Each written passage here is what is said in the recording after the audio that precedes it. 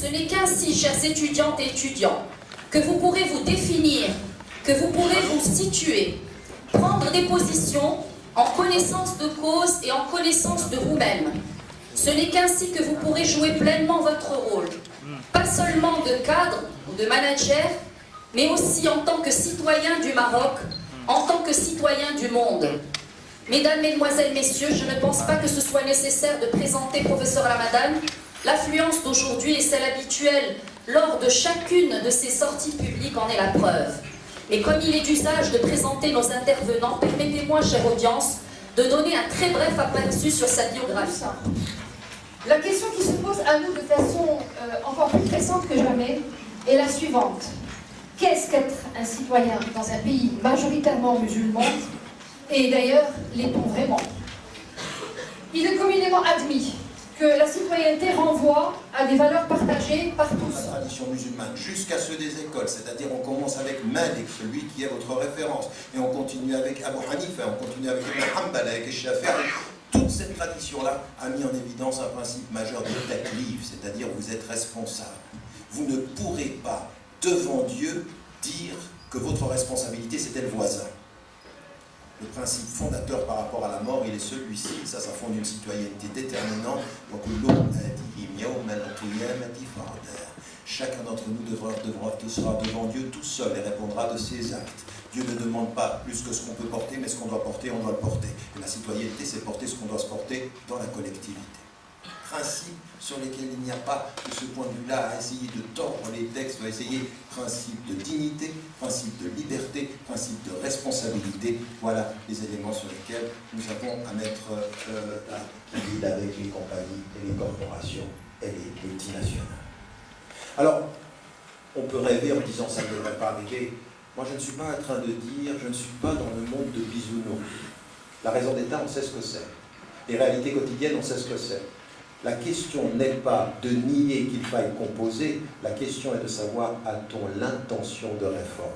Est-ce que nous sommes dans un processus de réforme réelle, c'est-à-dire que demain soit meilleur qu'aujourd'hui. Rêver que tout s'arrête aujourd'hui, c'est un rêve qui est tellement rêve qu'il nous rend passifs et qui nous rend victimes de ce que nous avons à faire. Mais le processus qui voit la réforme dont on sait, étape après étape, réformer la société. Et ça, c'est une citoyenneté qui ne peut pas être sans ceci. L'éducation à la citoyenneté, elle est transversale, c'est avec tous les savoirs. C'est-à-dire, en littérature française, on apprend à être citoyen. En esthétique, on apprend à être citoyen. En histoire, on apprend à être citoyen. C'est une démarche transversale. C'est une discipline qui est dans toutes les disciplines. C'est pas une heure d'éducation civique connaît la loi, puis ensuite non. Parce que quand on sait que nul n'est censé ignorer la loi, celui qui la connaît parfois, s'il n'a pas l'éthique du comportement, il va connaître la loi pour la déjouer. Sport national, partout. Au Maroc comme partout. Mais oui, déjouer la loi. C'est la fraude fiscale, c'est un des éléments... Mais bon, enfin, vous connaissez ça mieux que moi. Vous savez ça. Donc, on lui penser sans lui. Enfin, moi, j'attends de voir tous ces preuves.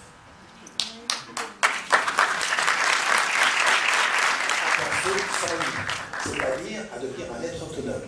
Et vous savez ce que c'est l'éducation, la pédagogie. Si vous avez lu Piaget, vous savez, c'est marcher avec, et à un moment donné, on s'arrête et tu marches tout seul. Ça vous dit rien, ça? C'est exactement ce que vous devez faire, même dans l'éducation musulmane. Un papa et une maman enseignent à son enfant, éduquent son enfant, mourabbi, jusqu'à un moment donné, voilà, l'âge de raison, je t'ai donné les instruments de ta liberté. Avance. Maintenant, tu peux plus le dire, je ne peux, ma seule responsabilité, c'est de t'avoir donné les moyens. Après, c'est ta responsabilité. Mais ma responsabilité, l'éducation, c'est ça. Et donc, il faut un principe de cohérence. Si on veut des citoyens à qui vous n'avez pas donné les moyens de sa citoyenneté, par l'éducation et par le manque de cohérence. Et donc ici, il y a aussi une dimension qui est particulièrement importante. C'est pour ça que j'ai cité tout à l'heure Ribben, quand il mettait en évidence la citoyenneté spirituelle.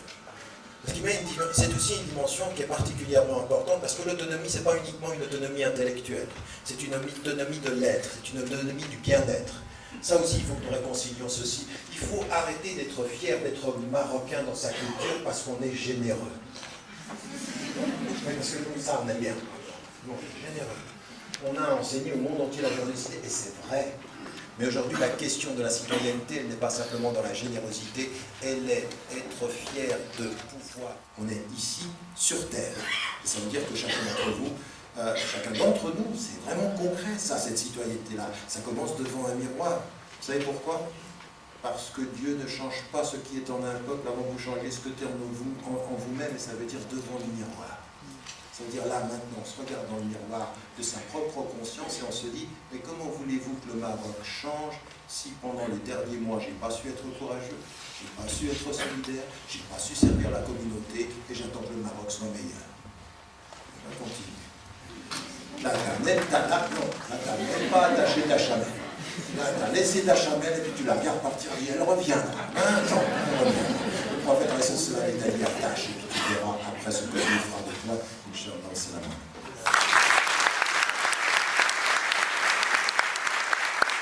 Vous voyez, on a mis tout ce qu'il faut pour qu'il soit à 2M exactement à l'heure qu'il faut pour qu'il passe à 20h30. Donc s'il vous plaît, il faut qu'il traverse l'avenue parce que la moto l'attend de l'autre côté. Merci Dr Benelli d'être vraiment, merci beaucoup. Je sais que tout le monde a envie, s'il vous plaît, je sais que tout le monde a envie après de venir parler avec Tarek. Il y a à peine 3 ou 4 jours, à Chapel Hill, aux États-Unis, 3 jeunes musulmans ont été assassinés. Des étudiants. La question que je vous pose est simple. Les défis de la citoyenneté dans le monde aujourd'hui. Est-ce que vous ne pensez pas qu'il y a 2 poids, 2 mesures, selon qu'on soit français, selon qu'on soit de confession juive, selon qu'on soit occidental, ou qu'on soit tout simplement des Arabes, musulmans, des êtres humains. Et comment pouvez-vous nous expliquer, dans le contexte de la dignité dont vous avez parlé tout à l'heure, ce concept de 2 poids, 2 mesures, et n'est-il pas un vrai défi aujourd'hui de citoyenneté dans le monde qui devra, dans les prochaines années, régir des relations qui sont complètement déséquilibrées? Mes origines. C'est-à-dire que moi je viens d'une famille où j'ai vu dans ma famille ce que c'était que de se battre pour ses idées. Contrairement à tout ce que dit l'Occident avec tout ce qu'ils pourront raconter, moi je viens d'une famille où mon grand-père disait à ceux qui avaient envie d'aller mourir en Palestine, il leur disait c'est difficile de mourir dans la voie de Dieu, mais c'est encore plus difficile d'y vivre. Et il leur empêchait d'aller comme ceci n'importe comment en Palestine en disant maintenant il va falloir vivre. Et il a été assassiné. C'est lui qui disait aux hommes, soyez comme l'arbre fruitier, quand on vous attaque avec les pierres, vous répondez avec des fruits. Qui a refusé de la violence. Moi je viens de ça, je viens d'un papa et d'une maman qui ont quitté leur pays pendant 41 ans, qui n'est rentré que mort. C'est-à-dire qu'il a assumé ses idées. Ça, vous savez, c'est comme du lait, ça passe dans la psychologie. Je n'ai aucun mérite par rapport à ça. Je l'ai vu dans les larmes de ma mère, je l'ai vu dans les larmes de mon père, qu'à aucun moment il ne fallait plier en face de l'injuste. Qu'il faut rester droit. Ça, c'est un élément. Deuxième élément, bien entendu, c'est ma formation, c'est ma spiritualité, c'est mon rapport à Dieu, c'est le fait que je me remette à lui. Et puis la troisième des choses, c'est très simple. Toutes les attaques que vous voyez en France n'effaceront jamais la générosité, la bonté de ce que je vois ailleurs. Ma force, elle vient de là, vous ne vous rendez pas compte. C'est-à-dire que pensez que moi, c'est ce que j'entends en France qui va me déstabiliser. Quand partout où je vais avec mes frères et mes sœurs en humanité et musulmans, mais regardez cet amour-là. Parce que moi je ne pense pas que vous aimez la personne, vous aimez le message de la personne. Et ce message-là, vous savez, vous, que je n'ai pas de double discours, vous savez que je ne mens pas, que je ne suis pas un tordu en train d'essayer de... Vous le savez, ils pourront dire tout ce qu'ils veulent, mais ça ne touchera pas l'essentiel de ce que cette force. Et ma force, elle vient de là, c'est-à-dire, c'est vraiment ça qui est tellement important quand je reviens du Maroc, quand je reviens de visite dans des... Je suis en France avec des gens et que vous voyez ceci, vous voyez cette force, cette puissance, cette espérance et cet amour. Je dis mais allez, vous pouvez dire tout ce que vous voulez, double langage, triple langage, quadruple langage, Votre surdité ne changera rien. Isabelle, on le fait pour ces jeunes-là, parce qu'ils ont besoin de... Donc, le geste, peut-être que quand on fait des gestes comme ça, qu'est-ce que je fais? Moi, de manière, mon travail, c'est comme ça que je le prends. Il y a fidèle. Là, il faut...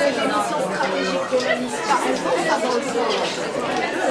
n'y a pas de... Moi, j'ai pas eu à discuter. C'est bon. Allez, on y va.